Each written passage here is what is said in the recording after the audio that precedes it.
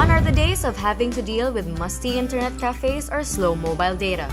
With Globe's latest release of the Kapit Wi-Fi, users can now make use of fast, unlimited data for only 15 pesos per hour. This is our event to launch Kapit Wi-Fi, which is one of the new things that we want to do as a company to provide internet and connect more people to the internet. So this is our launch here in Barangay Santa Cruz, Cebu. The access points in Barangay Santa Cruz, users could just connect to the Kapit Wi-Fi network, enter their mobile number, type in the verification code, and start surfing. First-time users can even enjoy their first hour for free. It's open to Smart and Globe users right now. We are working on Sun right now. With minimum speeds of 5 Mbps, users can be assured that they can even stream videos online without buffers.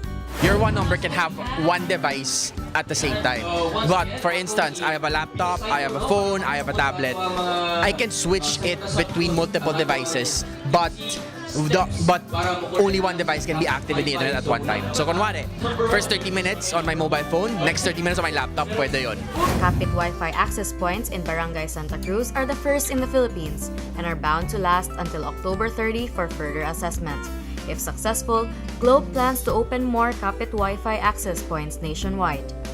With innovations like Globe's Kapit Wi-Fi, fast and affordable online connectivity is not far from reach. For MyTV Cebu, this has been Raya de Guzman.